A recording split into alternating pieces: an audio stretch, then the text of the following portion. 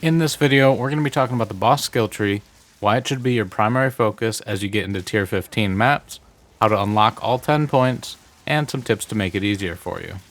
Each of the endgame systems in PoE 2 have their own skill tree to progress through, and while you can approach them however you'd like, I think the boss skill tree should be the first one that you focus on, and you should try to get at least 8 out of 10 points as soon as possible. The reason for this is because it's one of the easiest and fastest to get points in, and because progressing it will help you not only in boss maps, but other maps as well. Bosses drop the best loot in the game in the form of both waystones and items, so boosting them as much as possible helps all around. You're probably familiar with them by now, but there are two map modifiers important to understand for this: Corruption and Irradiated. Both of these modifiers increase the area level for a map by 1. Corruption is something that spawns naturally on some maps, and there's no way to add it yourself. Irradiated, on the other hand, can be added through precursor tablets. Until you've obtained your first 8 skill points, I'd recommend saving any boss nodes that are corrupted and either irradiated or within range of a tower that hasn't been used yet, because you'll need at least a couple with both modifiers, and it can be very time consuming to get them if you don't already have them available and have some bad luck. I spent all day yesterday running around the map looking for corrupted bosses and trying to use tablets to force Irradiated onto them, and it wasn't fun. I'd also recommend spending your general Atlas skill points wisely to increase the quantity and rarity of Waystones and precursor tablets, which can help speed up this process quite a bit. To unlock skill points in the boss tree, you must defeat bosses of increasing level and difficulty. Your first 2 points come from defeating a boss at level 79, which is the equivalent of a standard, non-modified tier 15 map. To get your second set of points, you must defeat a boss at level 80, which you can get by running a T15 map on a node that has either Corruption or Irradiated to increase its level by 1.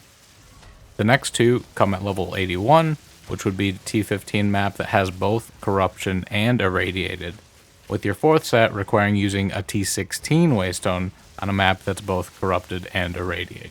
Note that each subsequent set of points also requires that you defeat the boss in a higher difficulty, which means you must spend the skill points as you earn them. For example, if you kill a level 79 boss and you don't spend your skill points before killing a level 80 boss, you won't get the second set of skill points for that kill. To get a tier 16 Waystone, you have to use a Vaal orb on a tier 15 Waystone and hope the RNG goes your way. Using a Vaal orb on a Waystone corrupts it and modifies it randomly, with one of the possibilities being that it increases the tier from 15 to 16, but it could also decrease it to tier 14 or randomly adjust the affixes, so it may take you a few tries to get the T16.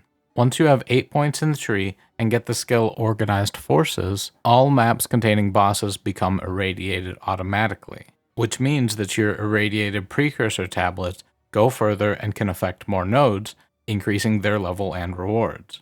Your last 2 points come from completing the Pinnacle of Flame quest, which starts at the Burning Monolith. You've likely already come across this, as I believe it's guaranteed to spawn somewhere near where you start out. Entering the monolith and approaching the door within will present you with a quest to obtain 3 Crisis Fragments to open the door. Those fragments come from finding and completing the 3 Citadels, which you also will get quests for. Unfortunately, the location of the Citadels is completely random, and in my over 100 hours spent at Endgame, I have yet to come across any of them. When you do find them, each one will contain an Uber boss and 2 lieutenants which you must defeat in order to gain the fragment. It's my understanding that if you fail during these fights, the Citadel will be relocated and you'll have to track it down again.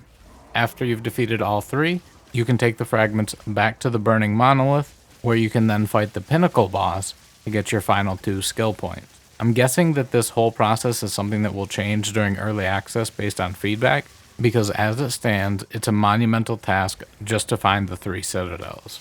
Let me know in the comments below if you've had any better luck finding these than I have, and also which endgame system is your favorite.